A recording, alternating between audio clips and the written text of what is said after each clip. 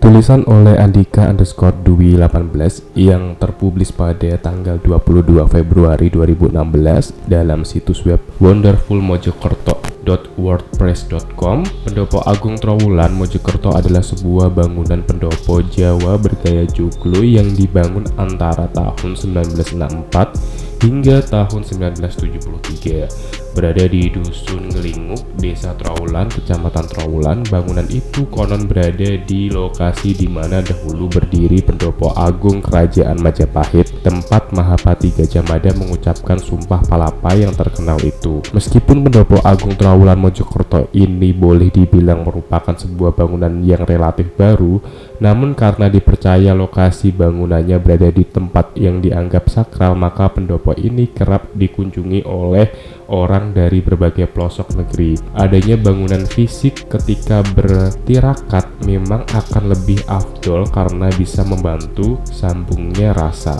Karena tempatnya yang cukup luas dan lingkungannya yang cukup teduh, pendopo agung Trowulan Mojokerto juga sering dipergunakan oleh para pengunjung untuk sejenak beristirahat setelah berkeliling, mengunjungi situs-situs bersejarah yang banyak dijumpai di daerah Trowulan.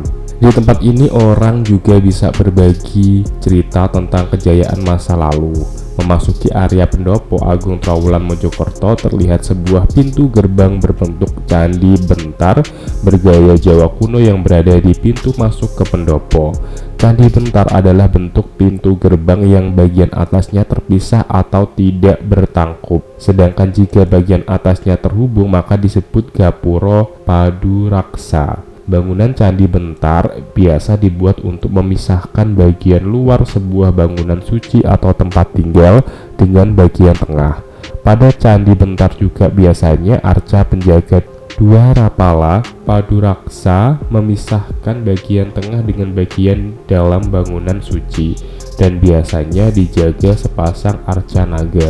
Namun tak terlihat naga dan Dwarapala di sini. Sesaat setelah melewati gerbang candi bentar pendopo agung Trowulan Mojokerto, di sebelah kiri terlihat ada sebuah cungkup kecil yang di dalamnya terdapat sebuah tugu prasasti yang menyangga patung dada Mahapati Gajah Mada. Patung tokoh yang wajahnya sangat terkenal itu diresmikan oleh Komando Pusat Polisi Militer pada tanggal 22 Juni 1986.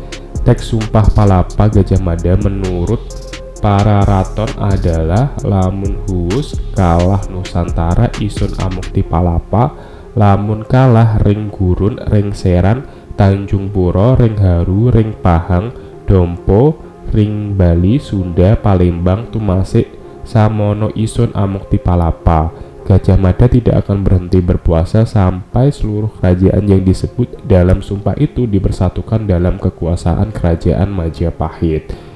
Masih di bagian depan halaman pendopo agung Trowulan Mojokerto terdapat sebuah patung lagi yang menggambarkan sosok Raja Brawijaya dalam posisi berdiri tegak yang dinaungi oleh sebuah payung kerajaan. Struktur pendopo agung yang bergaya khas bangunan tradisional Jawa terlihat di latar belakang patung ini. Sang Prabu Raja Brawijaya V adalah raja terakhir dari Kerajaan Majapahit yang kekuasaannya mulai redup dengan munculnya Kesultanan Pajang yang didirikan oleh Karebet yang kemudian bergelar Sultan Hadiwijaya. Brawijaya V memilih untuk pergi menyepi dengan beberapa orang pembantu dan orang-orang kepercayaannya ke daerah Gunung Kidul. Bagian dalam bangunan pendopo agung Trowulan Mojokerto yang hampir keseluruhannya terbuat dari kayu, kecuali dasar pilar yang menggunakan umpak batu yang berasal dari zaman Majapahit. Beberapa orang tampak tengah beristirahat di lantai pendopo. Di sebelah belakang pendopo agung Trowulan Mojokerto terdapat deretan relief yang dibuat di sepanjang dinding belakang yang menceritakan secara ringkas sejarah Kerajaan Majapahit, sebuah kerajaan terbesar di Nusantara yang pernah jaya dengan armada laut yang kuat. Ada pula nama-nama Panglima Kodam Brawijaya dipahat di salah satu bagian dinding. Lebih ke belakang lagi terdapat petilasan panggung. Petilasan itu merupakan lokasi yang dipercaya sebagai tempat di mana Raden Wijaya melakukan semedi sebelum ia membuka pemukiman di hutan tarik di tepian Sungai Brantas yang menjadi cikal bakal Majapahit. Sekali dalam setahun selama ritual perayaan Tahun Baru Jawa 1 Suro, Pendopo Agung Trowulan Mojokerto menjadi pusat kegiatan perayaan yang disebut Grebeg Suro Majapahit.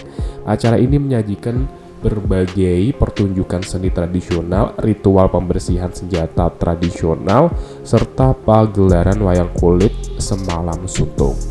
Dalam artikel yang diterbitkan oleh sindonews.com pada Rabu 23 Februari 2022 oleh Sunu Hastoro dengan judul Pendopo Agung Trowulan Saksi Bisu Sumpah Palapa Gajah Mada yang menggetarkan, yang artikel tersebut bersumber dari Gajah Mada Pahlawan Persatuan Nusantara Muhammad Yamin, Disparpora.mojokerto Cup, Traveling Yuk, dan berbagai sumber diolah. Saat itu Gajah Mada yang diangkat menjadi Mahabati menggantikan Empu Nala bersumpah di tempat yang kini menjadi Pendopo Agung Trowulan di Dusun Ngelinguk, Desa Sentonorejo. Gajah Mada mengucapkan sumpah palapa disaksikan Raja Majapahit saat itu, Tribuana Tunggadewi, dan para pembesar dan pejabat kerajaan di Petilasan yang jadi Pendopo Agung Trowulan. Pendopo Agung Trowulan ini dibangun oleh Kodam 5 Brawijaya melalui Yayasan Bina Mojopahit pada 1964 hingga tahun 1973. Bangunan Pendopo Agung Trowulan berbentuk joglo yang tiang utama atau soko gurunya beralaskan batu umpak peninggalan Kerajaan Majapahit. Di bagian belakang bangunan Pendopo Agung Trowulan terdapat dinding dengan relief mengisahkan sejarah Kerajaan Majapahit. Salah satu relief yang mengisahkan penobatan Raden Wijaya menjadi Raja Majapahit pada tanggal 15 bulan Kartika tahun 1215 Saka atau sekitar 10 November 1293. Sedangkan di bagian belakang Pendopo Agung Trowulan terdapat bangunan joglo yang diyakini dulunya menjadi tempat Raja Brawijaya bersemedi untuk mendapatkan petunjuk membuka pemukiman di hutan tarik yang jadi awal berdirinya Kerajaan Majapahit. Pendopo Agung Trowulan ini berdiri di atas situs yang diyakini merupakan lokasi pembacaan Sumpah Palapa oleh Mahabati Gajah Mada. Peninggalan Kerajaan Majapahit lainnya yang saat ini ada di Pendopo Agung Trowulan yakni patok batu, konon patok batu segi 6 yang menancap dengan kemiringan sekitar 60 derajat itu diyakini merupakan tempat untuk mengikat gajah yang dinaiki Gajah Mada dengan tali agar tidak berkeliaran. Muhammad Yamin dalam bukunya Gajah Mada Pahlawan Persatuan Nusantara menjelaskan bahwa sumpah Gajah Mada itu bernama Sumpah Palapa. Dalam sumpah Amukti Palapa itu, Gajah Mada berpantang bersenang-senang memikirkan diri sendiri dan akan berpuasa selama cita-cita negara belum sampai. Gajah Mada diangkat sebagai Mahabati menggantikan Empu Nala. Saat momen inilah Sang Pati mengucapkan sumpah palapa yang terkenal. Sumpah palapa itu diucapkan di muka para menteri dan di tengah-tengah Paseban. Makna sumpah itu yakni saya baru akan berhenti berpuasa makan buah palapa jikalau seluruh Nusantara bersatu.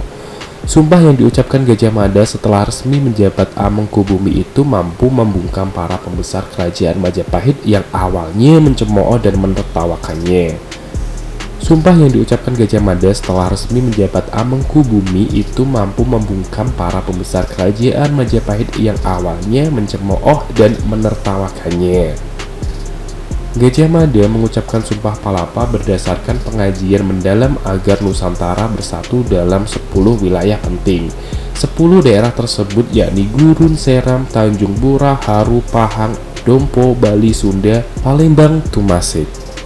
Wilayah Gurun yang dimaksud adalah Pulau Lombok sekitarnya. Seram adalah kerajaan di wilayah Kepala Burung, Papua, sedangkan Tanjung Pura wilayah Kalimantan. Haru masuk wilayah pantai timur Sumatera, Pahang masuk wilayah Semenanjung Melayu yang kini masuk Malaysia, Dompo masuk Sumbawa, dan Sunda di Jabar, Palembang di Sumsel, dan Tumasik kini masuk Singapura. Semua wilayah itu menurut impian Gajah Mada berusaha untuk dipersatukan.